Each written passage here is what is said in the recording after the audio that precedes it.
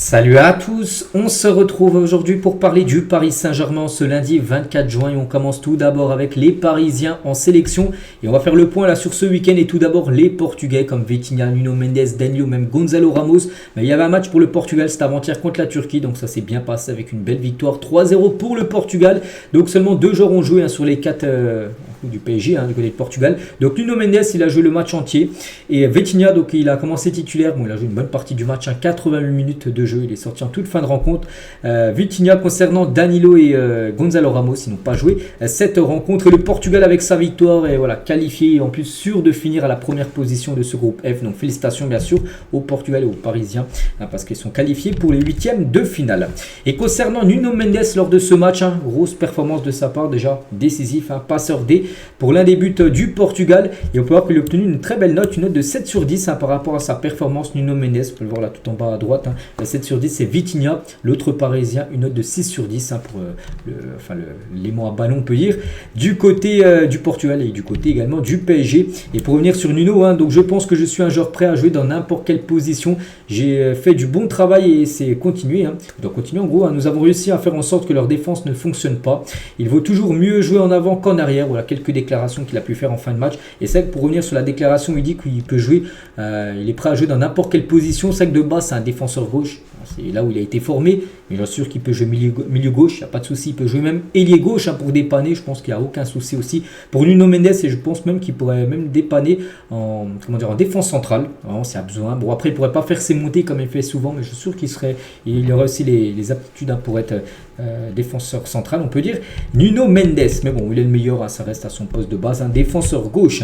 Concernant Gonzalo Ramos, qui n'a pas joué, mais Gonzalo Ramos pourrait avoir du temps de jeu mercredi contre la Géorgie, c'est le troisième et dernier match du Portugal où le Portugal sera un match on peut dire pour du beurre entre guillemets, et bon il faut bien disputer ce match, donc ce sera contre la Géorgie. Il va beaucoup faire tourner le sélectionneur parce que il va faire souffler on pense ses cadres avant le huitième de finale et Gonzalo Ramos devrait être dans le 11 de départ.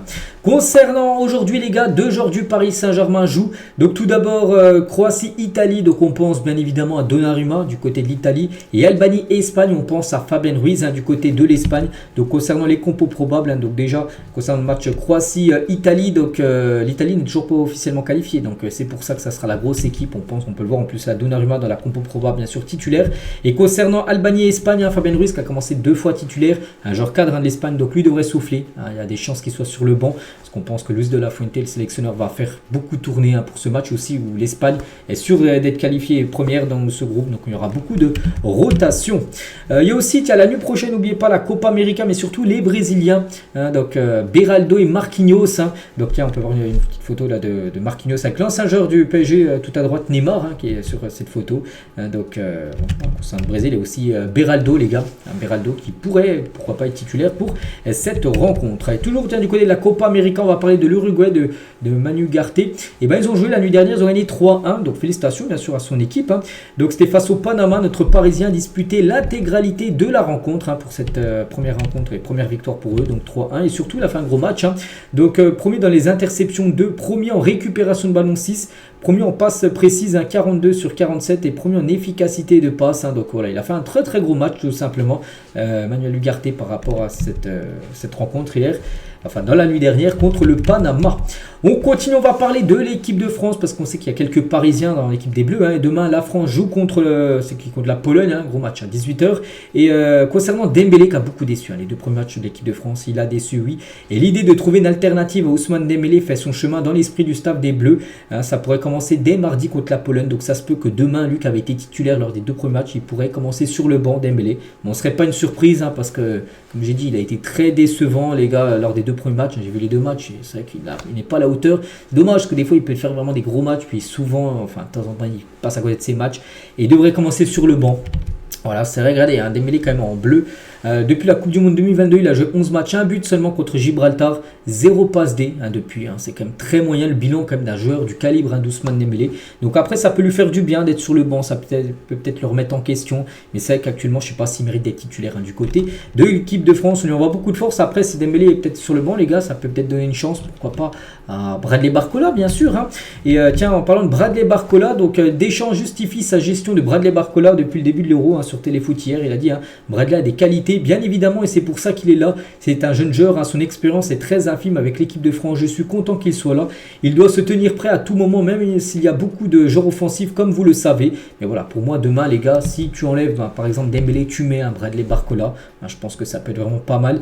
Il mérite de jouer. Il a joué pour l'instant 0 minutes. Bradley Barcola avec l'équipe de France, il mérite de jouer tout simplement cette rencontre. Regardez, la liste des Bleus n'ayant pas encore disputé la moindre minute dans cet Euro. Il y a 2 Parisiens, donc Bradley Barcola et Zeremri aussi, qui n'a toujours pas joué le moindre match, ou même la moindre seconde depuis le début de l'Euro. Colomoni aussi peut peut-être être une alternative en cas de Dembélé sur le banc demain. On continue les gars, rien à voir avec l'équipe de France ou les sélections. On va parler de Luis Campos, le directeur sportif du PSG. Comme grosse info, parce que Luis Campos intéresse l'AS Monaco qui est en vente depuis plusieurs mois. Et en gros, l'équipe de Monaco devrait être rachetée, d'après ce qui se dit, par un fonds saoudien. Donc l'Arabie Saoudite devrait racheter l'AS Monaco. On pense qu'il pourrait investir aussi beaucoup d'argent sur le mercato. Bref, les investisseurs saoudiens mettent en avant Luis Campos comme tête d'affiche dans leur projet. En gros, ils aimeraient même qu'il soit le président. Il passerait directeur sportif du PSG, peut-être président de l'AS Monaco, lui qui a déjà été, du côté de Monaco, on peut le voir avec Jardim à l'époque. Donc voilà. Est-ce que, voilà, une question, tiens, la source parisienne, l'éventuel départ de Luis Campos, pour l'instant rien n'est fait, mais voilà, c'est des rumeurs. Donc pour vous, pour le Paris Saint-Germain, ce serait quoi, une catastrophe si Luis Campos venait à quitter le PSG? N'oubliez pas que c'est le directeur sportif, celui qui gère la cellule recrutement, c'est celui qui fait la connexion entre les joueurs et le président, tout ça, le coach aussi et le président. Donc voilà, c'est ça son rôle, on peut dire. Donc ce serait une catastrophe, une très bonne chose, ni chaud ni froid. Voilà, donc on va voir ce que pensent les supporters. Donc ni chaud ni froid, c'est ce que j'ai mis moi aussi. Bon, voilà, c'est pas non plus, ça se remplace. Regardez, Mbappé, les gars, il va être remplacé par le PSG. N'importe qui est remplacé dans n'importe quel club. Donc voilà, s'il part, il sera remplacé bien évidemment. Donc pour moi, ça me fait ni chaud ni froid, parce que voilà, bon, il a pu faire venir des bons joueurs, mais voilà. Je pense qu'il y a quelqu'un qui peut faire du travail aussi bien que lui au poste de directeur sportif. Donc voilà, il y en a qui disent très bonne chose et seulement 12% pensent que c'est une catastrophe s'il venait à quitter Paris, Luis Campos. En parlant du mercato, le Paris Saint-Germain travaille toujours sur Ryan Cherki. Donc il est un des dossiers les plus chauds du club actuellement, d'après Fabrizio Romano. Donc voilà, le PSG toujours sur le jeune lyonnais, où on a pu voir que le PSG avait proposé 15 millions d'euros plus 3 millions de bonus. Ça a été refusé par Lyon parce que Lyon voulait un pourcentage sur une future vente de 30%, ce que le PSG voulait pas. Mais voilà, le PSG travaille toujours sur Ryan Cherki. Concernant Kvaratskhelia, donc Naples ouvre la porte à un possible départ de Kvaratskhelia, mais il faut payer 120 millions d'euros. Je trouve que c'est trop cher. Voilà, je ne vous cache pas, 80 la rigueur, ok, mais 120, là il ne faut pas non plus abuser. J'espère que le PSG ne mettra pas autant d'argent sur le joueur géorgien. Oui, c'est peut-être un bon joueur, mais il ne vaut pas autant, surtout au vu de la saison là qu'il vient de faire. Bref, donc Conte demande de la clarté, si la Géorgie sort de l'Euro, il veut le voir le plus tôt possible. La Géorgie, le dernier match c'est mercredi, donc après-demain ça se peut que ils ont un point seulement. Ils jouent le dernier match contre le Portugal qui est premier, donc ils peuvent déjà se faire éliminer. Puis après, voilà, comme ça tout va s'accélérer concernant Kvaratskhelia.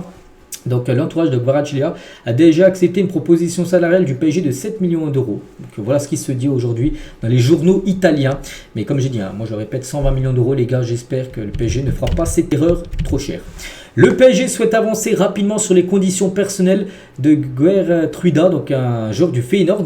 Le joueur suscite l'intérêt de clubs de première ligue. Donc il y a toujours ce joueur, Tapsoba et Lignoro, qui sont sur la shortlist du PSG. Donc ce joueur, les gars, il est latéral droit, aussi capable d'évoluer en défense centrale. Il peut occuper bien sûr plusieurs positions. Donc en Eredivisie, cette saison dans le championnat néerlandais, il a marqué quand même 8 buts et 5 passes D, pas mal pour un latéral droit, défenseur central. 8 buts, 5 passes D, c'est très bien. Donc le joueur devrait prendre sa décision après l'Euro. Donc voilà. Bon, après, si c'est pas lui, il y a toujours Tapsoba et Lignoro. Et concernant Lignoro, je pense qu'il faut jeter l'éponge. Il faut arrêter de forcer. Pourquoi? Parce que souhaitant uniquement signer au Real Madrid, Lignoro a repoussé les avances du PSG qui offrait près de 60 millions d'euros à Lille. Sa réponse, merci mais non. Lui souhaite aller que au Real. C'est pour ça que je le répète déjà depuis pas mal de semaines, voire pas mal de mois, qu'il ne faut pas aller chercher des joueurs qui ne veulent pas venir. Lignoro, à chaque fois, tout ce que j'entends par rapport à lui, c'est qu'il a que le Real Madrid en tête. Il faut arrêter d'aller chercher. S'il va aller au Real, tu le laisses aller là-bas. Il faut faire venir des joueurs qui veulent venir, les gars. S'il ne veut pas venir, il va aller dans un autre club. Tu ne fais pas venir ce genre de joueur-là. Il faut arrêter cette mentalité d'aller forcer aux joueurs de venir s'il ne veut pas venir. Donc voilà, il va aller au Real, tu le laisses aller au Real, tant pis. C'est comme ça. Donc voilà, il y a plein d'autres défenseurs. C'est pour ça que ce joueur, les gars, du coup, va peut-être passer le plan A pour la défense du Paris Saint-Germain.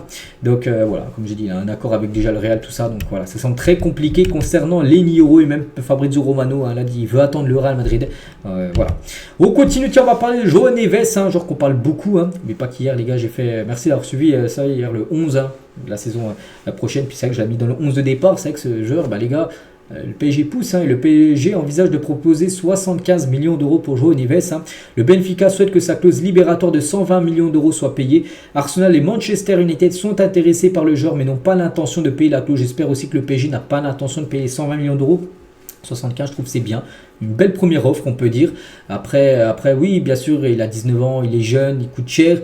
Après, 120 aussi, un peu comme à l'image de Kvaratskhelia, c'est beaucoup d'argent. Je pense que 80, 90 millions d'euros, je pense que c'est sa valeur. À 120, les gars, là, on part dans des montants. Il ne faut pas non plus que ça s'envole. Il ne faut pas que, voilà, vu que c'est le PSG, il faut que la clause libératoire se lève. Enfin, il faut arrêter avec ça. Il faut que le PSG arrive aussi à négocier, à essayer d'acheter des joueurs des fois un peu moins chers que les prix estimés ou au lieu d'éviter de lever les clauses libératoires qui sont des fois très très hautes. Concernant Xavi Simons, donc le prêt se précise pour Xavi Simons qui ne souhaite pas revenir au PSG. Le club connaît depuis un bon moment l'intention du joueur d'évoluer ailleurs. Ça en conséquence un nouveau prêt d'une saison pour être conclu notamment avec un club de Bundesliga. Donc les deux clubs, soit Leipzig, soit le Bayern Munich. Donc voilà, concernant ce joueur qui ne va pas rester, on le sait, comme à l'image de Ligneiro, il ne souhaite pas revenir, tu forces pas. Et Désiré Doué, l'option numéro 1 pour compenser le départ de Xavi Simons. La concurrence sur le dossier est très rude et sa conclusion ne sera pas une mince affaire parce que voilà, il va falloir débourser de l'argent, je ne sais pas combien il coûte. Désiré Doué, donc jeune joueur, 18 ans, très bon joueur. Donc je pense que son prix doit être aux alentours de 50-60 millions d'euros pour Désiré Doué. Concernant Ethan Mbappé, donc il y a quelques jours officiellement, il avait annoncé son départ et il devrait rester en Ligue 1, il devrait partir du côté de Lille. Voilà, Ethan Mbappé par rapport à son futur. Et on finit avec Ethan Mbappé aujourd'hui. Donc voilà les gars ce qu'il y a à dire aujourd'hui. J'espère que ça vous a plu. Donc nous on se retrouve dès demain bien sûr. Demain mardi pour le prochain numéro. À demain.